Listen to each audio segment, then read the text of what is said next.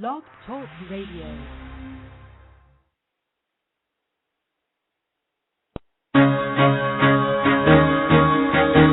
Carol the Coach. Sex, love, and relationships. We talk about it here. Carol the Coach. Compassion with contemporary relevance. I am a psychotherapist. I can be your personal life coach, and I can help you with your issues. There are no problems too small or too big. You can talk about anything. Speaker, columnist, radio TV host, and commentator. Carol the Coach brings messages of wellness and empowerment within reach of everyday people every day. Almost 5 years ago, I lost my soulmate in an accident. He was killed in a plane crash. Life just, for me, has seemed to stop. There are groups all over the city. I teach one. It is a specific way to start thinking so that you shift how you see the world, which then shifts your energy, and then you feel better and you actually see things differently. Carol the Coach, always available too at carolthecoach.com. Now I've got Russell on the line. I'm 47 years old. I'm a truck driver. I'm married. I have a wife in San Francisco. Okay. I haven't been home in 6 months. My thing is, I don't know if I have a sex addiction or what the problem is. Why do I want what I can't have? And as soon as I can have it, I don't want it anymore. You're right on target when you say, I don't know if I have a sexual addiction. Well, guess what? Yes, you do. And you know what? That's my specialty, Russell, so you're at the right place. Continue. I meet women online, and I'm in a different part of the country. I travel all 48 states, so I love sex. I hear self-esteem issues. You never felt good enough, and you didn't feel like you were getting what you should have then, and you're reenacting that now. Do you want to change that about yourself? I got an interesting email this week. He says, thank you for taking my email in question. My girlfriend and I listen to you on the radio, and she respects your opinion as I do. So here's the question. I've been separated for 9 months. And I don't know what to do because I want other women, and I don't know how to stop that. Well, when you have chronic infidelity and or you don't feel like what you have in your relationship is enough, and maybe you have difficulty talking about it, or maybe it's all one-sided, then you more than likely have a sexual addiction, because sexual addiction occurs in lots of different ways. And I'm here to tell you that there is no doubt that today's world is so fast-paced and we are so into immediate gratification that sex is no longer treasured and respected. It is something to conquer, almost as if it's a conquest. Maybe that's anonymous sex. Maybe you don't even let people know who you are. Or maybe that's multiple affairs. Maybe it's just cyber sex. And I say just because it's not anything that you actually participate in that's one-on-one, but you watch. It's a voyeuristic tendency, and it's pornography. If you have those issues, then this is the right place for you to be. Hi, I am Carol the Coach, and I'm here to talk with you about sex help with Carol the Coach.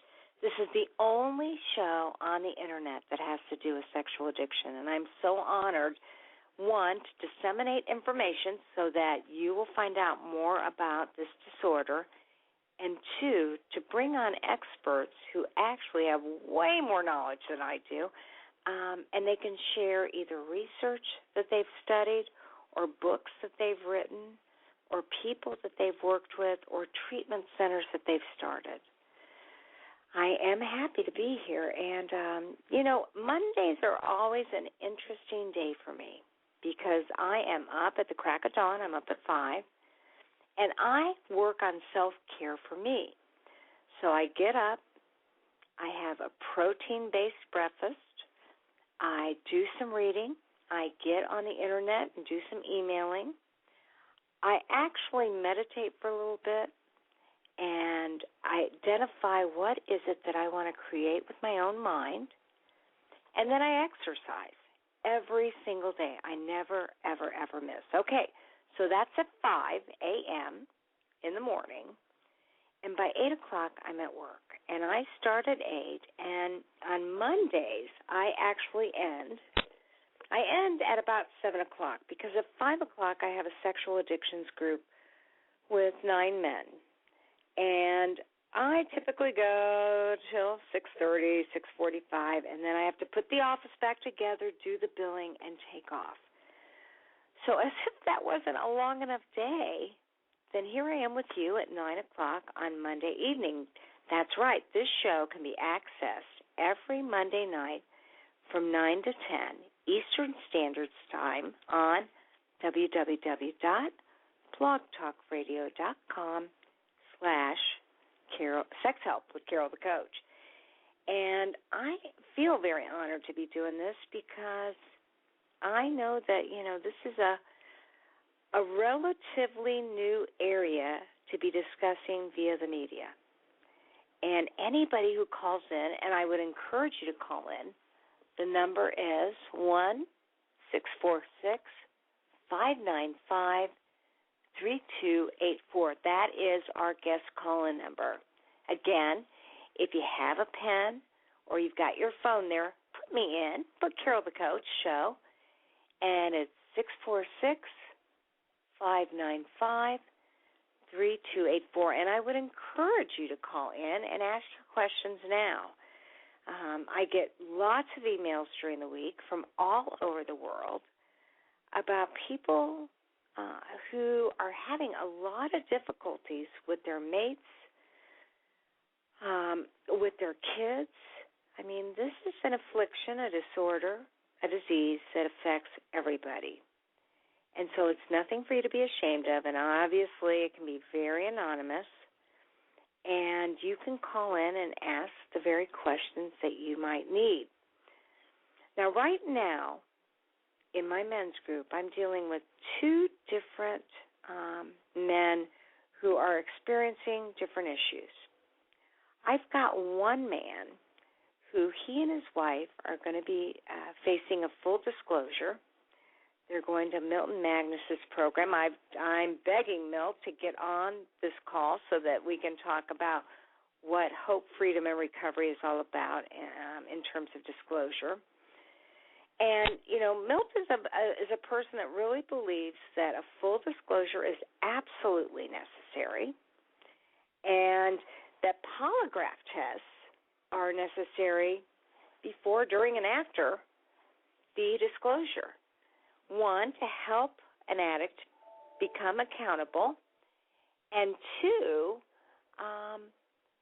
to make the partner or to help the partner feel like there's progress being made, that they are not being deluded or deceived. And there's a part of me that really believes in that. I mean, I absolutely believe in disclosure. I think there's all sorts of ways to do that. Because there are 2 D words. One is discovery, and unfortunately that is when a partner or a loved one finds out that there is a problem. And then there is disclosure, and that is when the partner, the sex addict, decides to become 100% clean and share everything that they can. Now, we tell them don't necessarily describe the gory details, but give timelines, give places, talk about what happened, and to the best of your ability, talk about why. And so that's one of my men in my group. He's getting ready to do that with his wife, and they actually are flying out from Indianapolis to Arizona to get that done. The other person that's dealing with the disclosure is I have a client who has a wife, and she saw the book that Milt Magnus wrote that my one men's group person had given to the other one, and she started to read it, and she's insisting now that her husband do the same thing. Now, he's not so sure about the validity of polygraph tests. And so he does not want to jeopardize his relationship by taking one if there's any chance that it can be untrue. And I've assured him that with the people that I've worked with, that ultimately I've never seen a polygraph test come back and not be accurate. But I, too, know that there's always room for problems. And, I'm sitting here thinking, okay, now, is this man hiding something and he doesn't want to get discovered, and so he doesn't want to do the polygraph test? Or is he just absolutely scared to death and he doesn't want to take a risk of alienating his wife, whom he's lived with for over 50 years? And, I can't read minds, so I don't know what's going on. And I just really, really, really encourage them to continue having a dialogue. And tonight I'm going to be giving you a little bit of fact about, what happens when there's relapse and what do you do about disclosure. And, this is an area that has not been studied or researched to the degree that we would like it to be. But that's why we always encourage you to go to a website, www.sexhelp.com, and get on that website and take their tests that are free just so we can compile more information. Be 100% honest. If you're the partner, there's a test for you. If you're the addict, there's a test for you. And, we're only going to get better in this field if we can get accurate information from the people that we're working with. And let's face it, this, like any other addiction, deals with lies and deceit and a lot of deception. And so, at least anonymously, if you can answer the test, you'll be helping us to get accurate information so that we can really do a better job of working with people that we care about, that we want to get healthy, and we want to get past this affliction. Again, if you're listening to the show live, and I know a lot of you listen to it, you download it later and you listen to it at your convenience, and I love that. That's what I do with my podcast. So, I never take offense that all I want you to do is listen. But if you would call me, my number is 646-595-3284. The lines are absolutely open. And, we have oftentimes, when working with people, relapse is so very common. And, I've got a guy right now who is relapsed, and he's not coming to therapy. He's not doing group. He's laying low. He's in a treatment center, and he's staying really, really quiet. And I think he's decreasing his stimulation.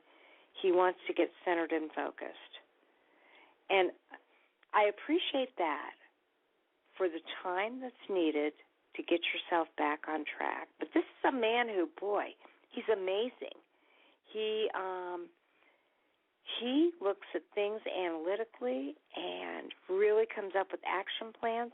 You might say, well, if he's so amazing, then why did he relapse? Well, I got to tell you, relapse occurs. It occurs quite regularly. In a research study, people reported that, there was at least one relapse in the first 2 to 5 years, and that was very common. Now, my experience is it's higher than that. I'm not putting anybody down because this is so difficult. Whenever you're dealing with a process addiction, and that's what this is considered, this is when, people have to be in relationships, and they have to deal with people that they love. And, there was a study done by Deb Corley and Jennifer Schneider, and their participants were men and women. 89.5% were male, and 86% of those were heterosexual, and 82% of those were in committed relationships, and 68% of them were college grads, and 72% had past abuse. And their partners The mean age was 44 years old, and 95% were female and heterosexual, and 67% were college grads, and 58% were survivors of abuse. And initially, 33% of our partners had self-doubt and hopelessness, and they didn't know, they weren't sure what they should divulge. But they ended up meeting with therapists that advised them to be honest, be general, no gory details, and to wait until a partner was not as angry so that they could really receive the information. And when you disclose information and you've had really high risk acting out, believe it or not, disclosure represents hope and an end to a secret life. And that is ever so important in dealing with anybody who wants to change their life and develop intimacy in a relationship. Now, I realize that disclosure is really a scary thing because you're so afraid. Well, what happens if my partner leaves? What happens if I traumatize my partner? But the good news is that in most cases, the partners didn't leave. Maybe only in a quarter of the cases did the partner leave. So, you know, if a partner felt so betrayed that they could not trust the addict, then if you really love somebody, you want them to feel happy. You want them to really, you want them to feel that sense of safety and trust again. And so one of the things that we do in counseling is that we talk about how important it really is for you to do the next right thing, even if it's hard, it's difficult, you're taking risks. And we really don't believe that you should ever disclose information, ever, without having somebody who understands the disclosure process with you. The reason being is because everybody deserves support. And if you were just to tell your spouse everything, you would be jeopardizing her mental health. And, you know, she needs to have support so that she knows that she can absolutely get some relief. Maybe she can talk with a therapist and understand this process. And so never, ever, ever disclose without getting with a therapist who knows about disclosure. I'm going to be taking a call right now, and I want to welcome you to Sex Help with Carol the Coach. And your name is? Hello. Hello. Hi, this is Carol the Coach. What can I do for you today? Hi, my name's Esther. Esther, nice to hear from you, Esther. Tell me, what are some of the questions you might have about sexual addiction, your partner, and, of course, yourself? Well, I have trouble processing it. I get really upset and emotional about it. So I just need help, with how to deal with it, and because I take it very personal. Well, personally. Understandably, Esther. I mean, obviously, this is your life. So tell me, how long have you been married? 13 years. Okay. And at what point did you first find out that your husband had a sexual addiction? Well, it was maybe a year or two into the marriage, but I discovered something, but I'm not sure if he would technically be considered a sex addict. I don't know what the definition of it is. Oh, okay. Well, tell me what you discovered. Maybe he isn't a sex addict. Maybe he just made a mistake or was unfaithful or had a problem that was not compulsive. So what happened? What did you find out? Well, one day, like after he came from work, I discovered a Sports Illustrated Swimsuit Edition magazine, and I just really didn't react very well to that. Kind of flipped out. So that was the first thing, and we kind of talked about it, but I don't think, because of the way I reacted, I think I shut him down. And was he hiding the Sports Illustrated magazine, or was it right there on the coffee table? Oh, no, it was in his briefcase. Okay. So the magazine was in the briefcase, and that's how you discovered it. Mhm. And you freaked out, which of course freaked him out, right? Yeah. Okay. And so then how did you end up working it out? Well, with that, it's been such a number of years ago. It's been like over 10 years ago. So I don't really remember. There was some sort of, where we got over it, where we stopped talking about it. But then it came up again because I was, I was always interested in modeling, and I had a profile on a modeling site, and then one night I caught him looking at the other women on the profile. So okay, so when you say you caught him, you walked into a room he was in, and he was actually on your site looking at other women. Yeah, it was because we were sleeping, or I was sleeping, and for some reason I noticed he wasn't there, and so it was like late at night. Yeah, a lot of women do that. They wake up, their husbands are not in bed, and it's almost like they have this gut feeling that something might be wrong, and so they kind of check that out, and there their husband is either looking at pornography or looking at YouTube videos or looking at modeling sites. So he was actually on your modeling site. Well, it was I don't know, at that point it was a free site where anybody who was in modeling could just post up their pictures and so I don't know, my site was right next to that one model. I can't remember what her name is, but anyway. Well, that's okay. So then did you freak out again? Yeah, I was upset, but I don't remember what I did at that point, but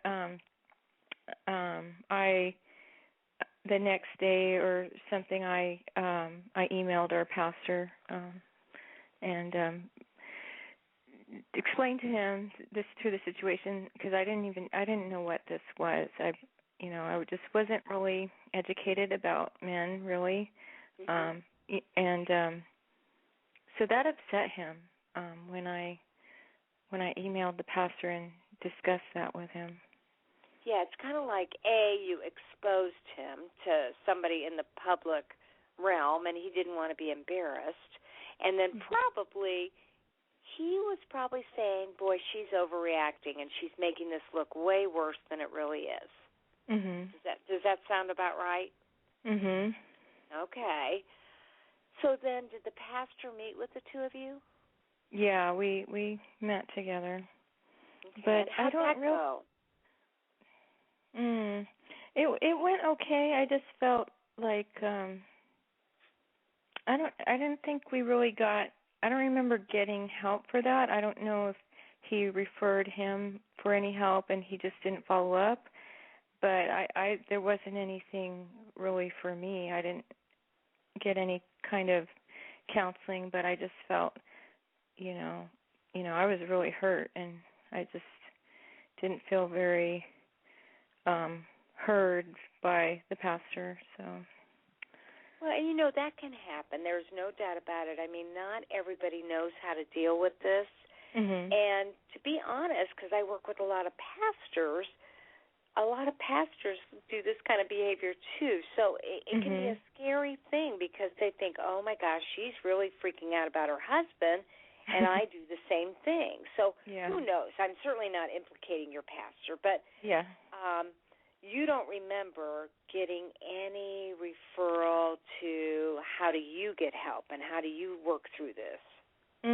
No, and then it's like, then fast forward years later, there's been a number other incidents, and then it's just like then more of the truth trickles out. And, I was talking to my spouse just a while ago, and then I got another revelation of something else, and I'm like, oh, because I'm trying, I don't know. I just wanted to know, like, the whole truth, and I just get a lot of resistance to that. Well, and I don't know if you heard the beginning of the show, but so oftentimes partners, your spouse does not want to traumatize you any further, so they don't want to go into their behavior because they know it's not going to make you happy. And, they may be in denial. They may think, well, what I'm doing is not really cheating. I mean, I'm just looking at videos, or I'm just looking at websites, or I'm just looking at pictures. That's not going to hurt anything. That's what they think. And so they definitely don't want to tell you that, especially if you have a tendency to freak out because they really don't want to hurt you. So what were some of the other things that happened in the last few years? Oh, like how many years? Just like within the past few years, couple years, or? Well, after you met with the pastor, you said that a few other things had happened that made you upset. So what were some of the other things? Well, the ones that I know about, apparently it's been happening like every year. So, I don't know how often because he's not being very, because he doesn't want to hurt me. But there was a couple incidents in 2004, like with the internet and websites and YouTube, and then because I've had a number of these events, and like I'll find out, and then I kind of freak out, and then then I calm down, and then it's like this pattern, it keeps on repeating, and then so this last time, because this past summer I actually took the kids and left because something popped up on his iPad screen, and so that was just, I wasn't, we were there together, and it popped up in front of me, and, it was just bad, but, so well, that was I like, bet. I mean, that's always traumatic when, and I always say it's kind of a godsend, even though it hurts. You want things to pop up so that you're not in denial with him. And you can see. So was it something pornographic, or was it some more magazines like Sports Illustrated information, or what popped up? It was, as far as, I didn't look at it very long because it was like lingerie and stuff. I was just kind of trying to close it because he was right next to me, and I just didn't want to look at him, because I guess it kind of felt like that. But then I was like, no, this is wrong. And then I was like, something's wrong here. And then it finally clicked. I'm like, did you do this? And he's like, yeah, because apparently with your iPad, if whatever, like you were looking at, if you close it at a certain point, it takes a screenshot of what you were looking at. I don't fully understand that. But that's what happened. It took a screenshot of the last thing he was looking at. And it put it in the streaming. So you definitely know that he has a problem looking at sexual models in lingerie and clothes. Have you ever seen anything that you would consider hard porn?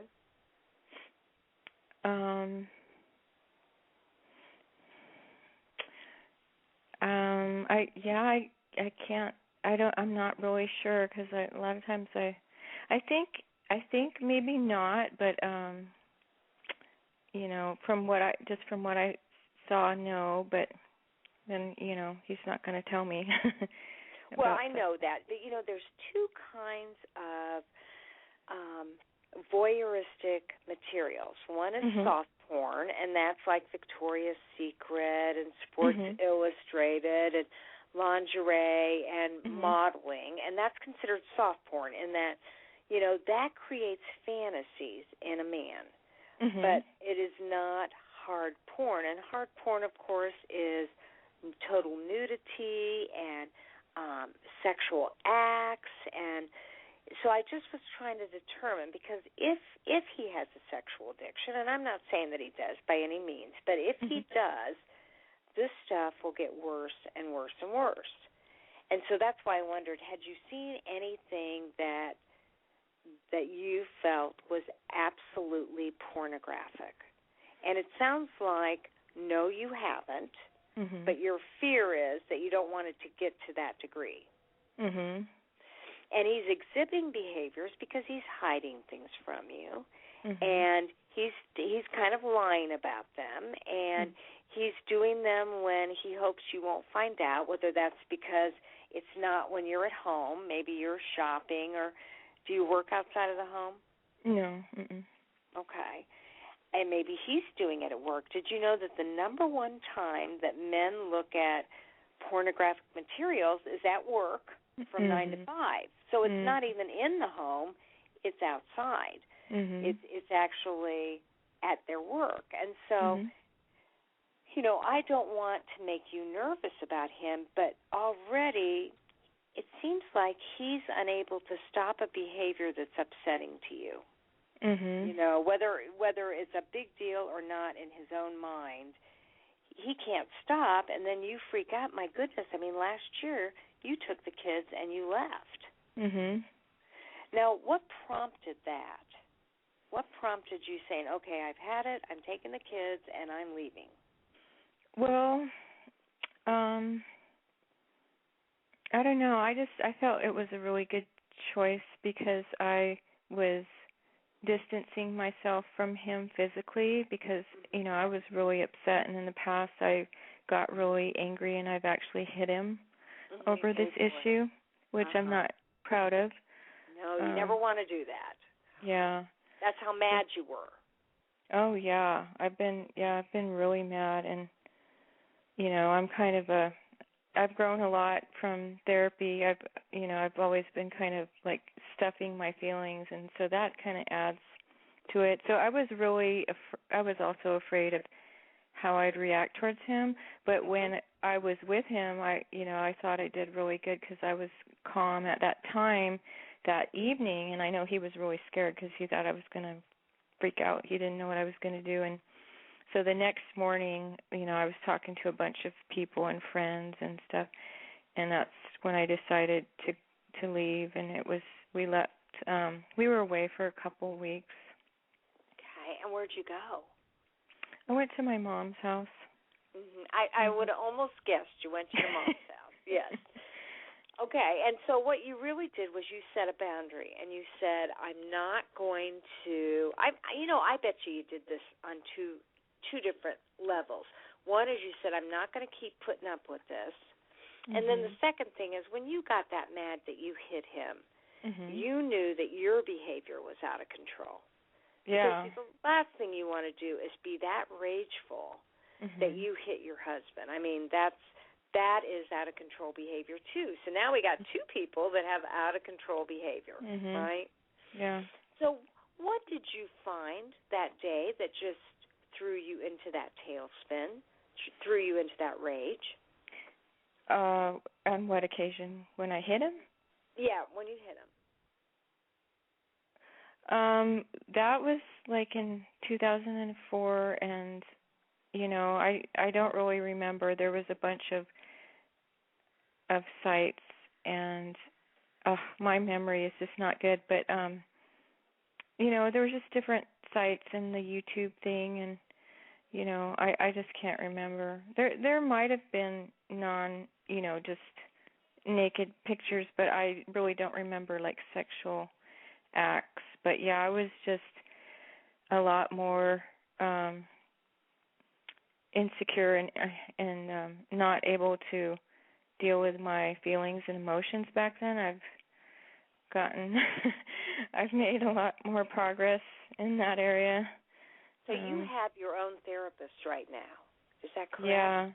Yeah, because since after when I came back from when I left, we're back in marriage counseling. So we go to joint marriage counseling, and then we both have private therapy sessions. So I have a therapist, and then I'm just looking for another group, a support group or something. I just really realize I need all the help I can get because it's just, I know it's his issue, but my issue is how his issue affects me and how I deal with it. So. Well, absolutely, and that is so smart of you to know that you need a support group or maybe a woman's group or something.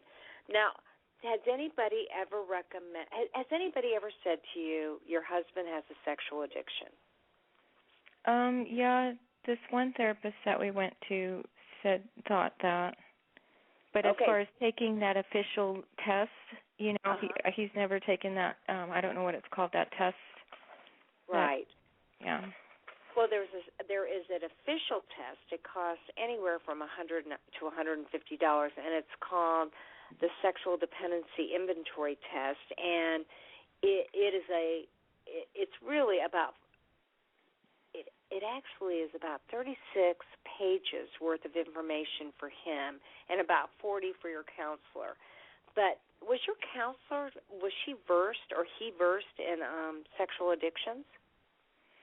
Well, the one that I said that he was, I don't remember what his expertise were, but he was a former alcoholic, so I don't know if that would make any difference. He was an addict himself. Yeah, you know what? That in some ways that does, because addiction is very much alike, whether it's drug, alcohol, sex, work, gambling, overeating, spending, whatever. But it doesn't sound like you went to anybody who was certified in sexual addictions. Mm-hmm. Now, can I ask you, what city do you live in? Oh, I don't think I can. I can't tell you that. That is absolutely fair. Do you have a pen and paper there? Yeah. Okay. Mm-hmm. What I want you to do is go to www.sexhelp.com. Mm-hmm. And when you get on that site, look up Find a Therapist. Because the therapist they will recommend will have expertise in this area. Okay. Now, then when it says find a therapist, you just put in the state and then you put in the city.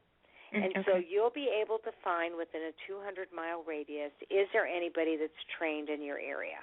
For instance, I'm in Indianapolis, Indiana, and I'm assuming you're not in Indianapolis. Yeah. Okay. I'm the only therapist, and Indianapolis is a pretty big city, but I'm the only therapist in the Indianapolis area that has this kind of formalized training.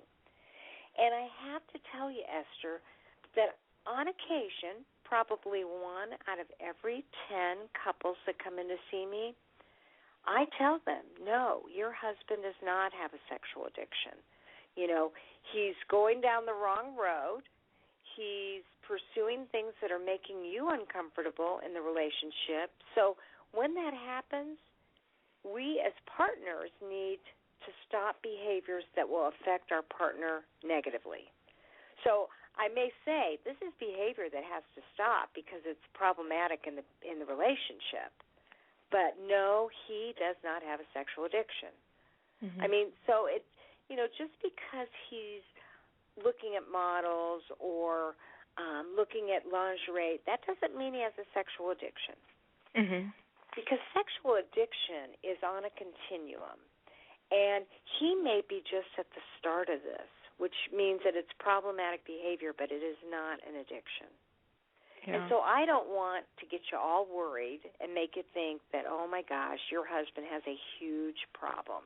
Mm-hmm. However, you really do need to at least be able to identify where he is on that continuum.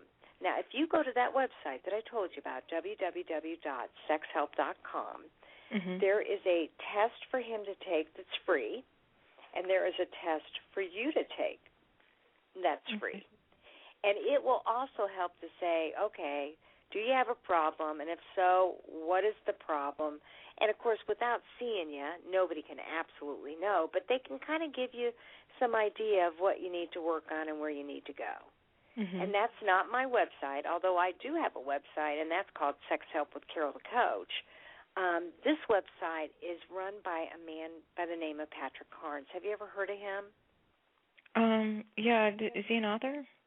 He's an author, and he's a sex addict, and he helped to write Sex Addicts Anonymous, which is like the 12-step big book for people that have sexual problems. So, you know, he is a man that he's a psychologist. He does counseling. He's run treatment centers. He actually worked with Tiger Woods. You know, wow. So when Tiger wanted to go to somebody, he went to the best. And it is his organization that runs that website. And I just highly recommend it because it's based on research. It's not based on, hey, we want your money or we want you to see it our way. So it's a very legitimate website. So that's where I would send you first and foremost. Okay. Now, has your husband ever cheated on you? And I mean physically cheated on you. No. Okay, fantastic. And how many kids do you have? I have 3 kids. One is from a previous marriage, and then I have 2 children with my current husband. Okay. And how old is your oldest? She's 20. Okay. So do you think that any of the kids have ever seen anything inappropriate on Dad's laptop or on his iPad or on his phone? No. Okay, so they've not come to you and said, Mom, Dad had weird pictures on his phone or whatever. Yeah, no.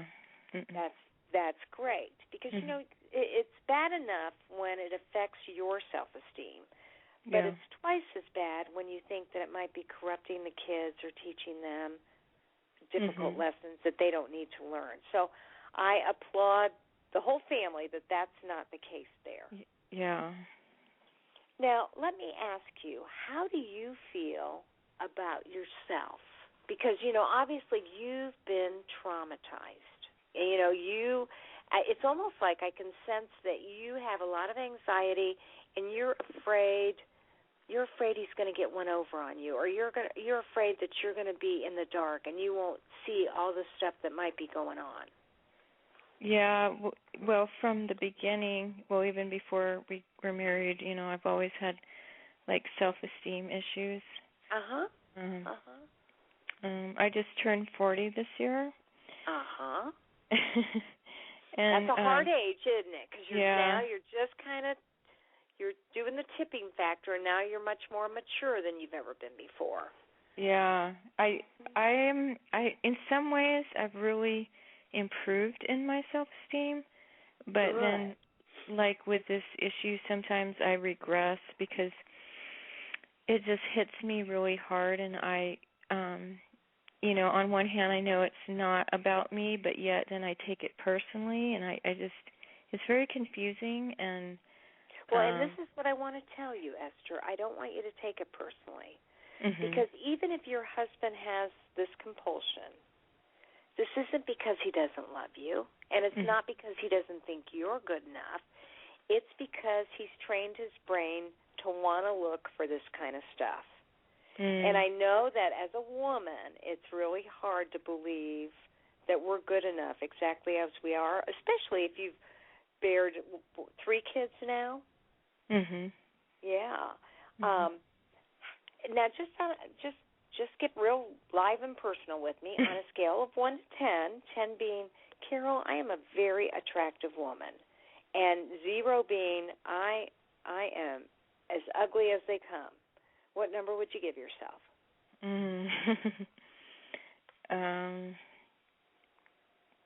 What I think about myself, or not what he thinks, but what you think. I think I'm like a 6. Okay. And when did you feel like you were a 7 or an 8? Oh. Well, a couple years ago when I was really working out and working on my body, and I don't know. I want to look good, but I go to these extremes, and I was, I put a lot of work into it, but then it got to where it was consuming me. So it became obsessive.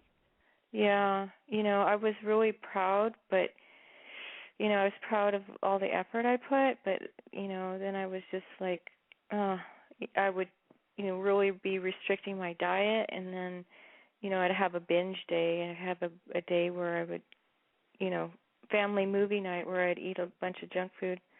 Mhm. Mhm. Oh, yeah, you were human, weren't you, Esther? Yeah.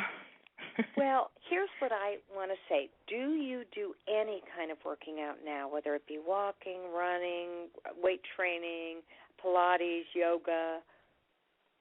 Yeah, I've gotten, because I got out of it, and when I left, I was kind of, before that I was working out, and then I left when I moved in with my mom, and so I got out of it, and since I moved back, I was trying to get back into it slowly, because I have to,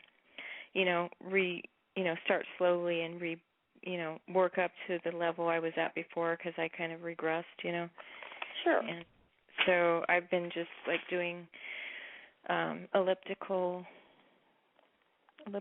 and weight lifting.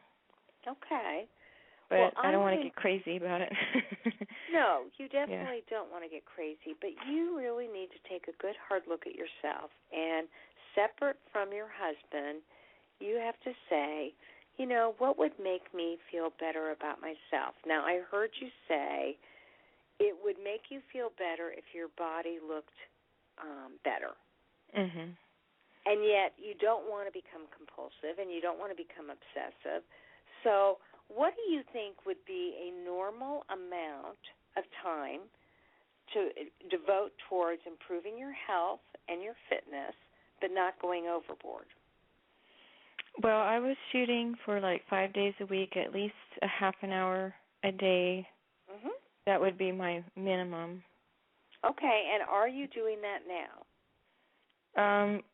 I was last week. I didn't do it today. Okay. And so can I ask you, what gets in your way? Because I think that's a great goal, 5 days a week, a half hour. That's not excessive, but it's very healthy. Yeah. Uh-huh. Well, today I was just making excuses not to do it today.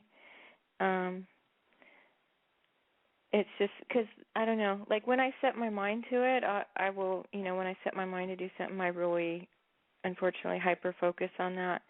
So I can do it. I'm capable of doing it, but I guess I'm a little bit afraid. I'm a little afraid of getting back into the, being too compulsive in that area. Yeah, I don't blame you, but what I would encourage you to do is chart it. It's kind of like what I recommend for men that are trying to stop behaviors that are upsetting to their wives. Even if they don't think that their problem has gone overboard, we talk about the fact that clearly you want to have a healthy relationship with each other, and so there are times that you have to give and take to some degree. Mm-hmm. And so I want you not to be the best that you can be, because that you may go overboard with that, but I want you to feel good about yourself. Mm-hmm. And so I would love for you to find something fitness-wise that actually works out your anxiety. I'd like for you to start saying positive things to yourself. And I want to send you to my website. It's not my sexual addiction website. It's my normal website, and it's called carolthecoach.com. And on that website, there are over 500 blogs of things you can do to feel better about yourself, and it's really geared towards women, because I really think women are way too hard on themselves and typically put themselves on the back burner and don't take good enough care of themselves. So I would highly recommend you go to that website and take a look at that. The other thing is you said you want a support group. And when you say a support group, are you talking about a sexual addiction support group for partners, or are you talking about like a woman's empowerment group or something where you can be yourself, talk about your issues, and get love and support from other women? I think I was talking about more like help with women who've been, wives of sexual addicts or, feel betrayed. Because I don't know, because I go through, I'd go up and down in my emotions, and I don't know if there's a process you go to where you are resolved about the issue, where you have like closure on the issue. I don't know. Well, the better you feel about yourself, the more detached you become, which is that you say, you know what, I am going to live a normal and happy life, and I'm a believer that your husband needs to be appreciated. And what you appreciate appreciates. So the more you love him for him, and the better you feel about the things that he is doing for you, the healthier your relationship will be. However, at the same time, if his iPad comes up and it shows that he's on those sites, or if you get up in the middle of the night and he's looking at any kind of undesirable behavior, you may have to have a boundary, and that boundary may be, I want us to go to a certified sexual addictions therapist. That boundary may be, I want us to go to Recovering Couples Anonymous so that we go and find out how we both can be happy and you can stop these behaviors. Because I don't know, is he the kind of guy that says, okay, I'll cut this out, I promise, I think you're making a big deal over nothing, but I'll stop, and then he doesn't stop? Or does he say, oh, you're crazy, you're just blowing things out of proportion? Well, yeah, in the past, it just seemed like we dealt with it by ourselves more, but it kept on reoccurring, so. Okay. So does he think that you're blowing things out of proportion? I think now he's beginning to see how it affects me. Because he's done a lot. I guess I really need to give him more credit than I have. Okay. So, because he's, we're doing the counseling, and he has some accountability partners. But like you said, they're through the church.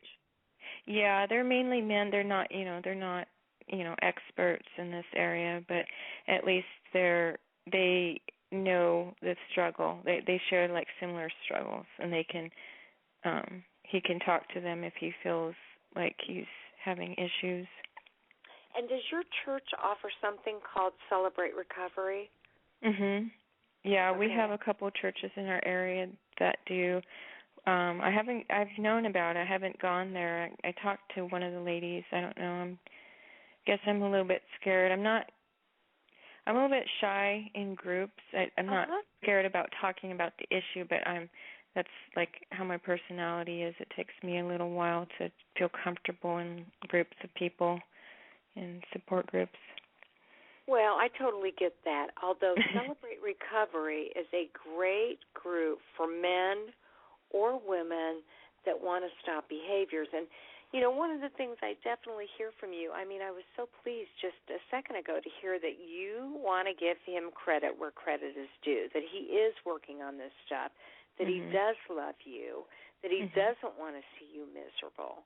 And he's doing at least some of the things that you feel like he needs to do to get healthy, right? Yeah. And I would encourage you to read a book called, and this book is about sexual addiction. So when you read it, you may go, oh my gosh, that's not me.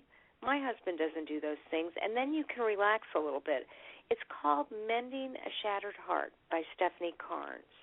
And it's the Bible on a book that offers partners guidance and wisdom.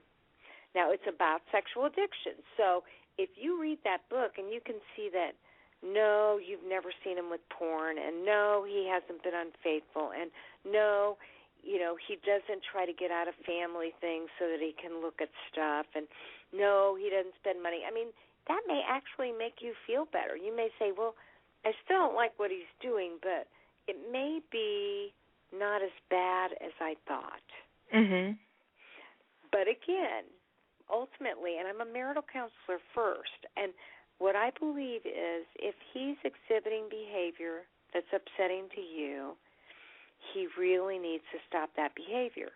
And if he wants to stop, but he can't, even if it's not pornographic, then he really needs to get some help from a specialist because it's interfering in your relationship. It's interfering in your intimacy.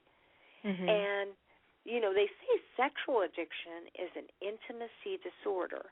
Now, do you feel like the two of you can be close? Emotionally? Mhm. Yeah. I think we've struggled with that for a large portion of our marriage because I would always be, I don't know, I just had a feeling that something wasn't right, and I just couldn't put my finger on it. Okay. Well, I'm so glad you're in counseling because how long have you been with this counselor that you're with? Well, we've been to the same counselors off and on for a number of years, so we're back with the counselors, and since I think it was like January. Okay. And do you think it's been helpful? Yeah, I think right now it's been the most helpful because I think he's starting to really sink in about how much his behavior hurts me. Yeah, exactly. But I don't know, I really want him to want to change for himself, though, not just for me. And I get that, and that's certainly the best way to do it, but sometimes people have to change for the other person. Uh-huh. Now, on a scale of 1 to 10, how jealous do you get? 10 is, oh, Carol, I get extremely jealous, and 1 is not so much. Of the pornography or the women? Well, of anything, whether that's commercials, whether that's Victoria's Secret commercials, magazines, models, websites, friends, neighbors, church friends. Well, in the past it was more, and then recently it kind of leveled out. And but when I knew that the issue was still there, then that kind of spiked my jealousy up, really high. To like the 10. I get that. Well, and that because again, you've got to have an accountability partner too that helps to remind you when maybe you're being excessive versus, if you're feeling like your husband doesn't desire you, then you've got to figure out what you can do, not to be sexier. I'm not talking that, but what you can do to reignite that relationship. And that might look like appreciating him a little bit more, or giving him a back rub, or you probably have in your church the 5 love languages, right? Have you ever heard of that program? Where you show your love through giving gifts or telling him sweet things or quality time or doing things for him or physical touch? Yeah. Yeah, so you got to decide what is his love language and then try to give those things to him too. Okay. So, Esther, here's what I want you to do. I want you to keep working on yourself, not for him, but so that you feel better about yourself. And I want you to email me and let me know how you're doing in a few months. Keep listening to the show. Get on www.sexhelp.com and take the test.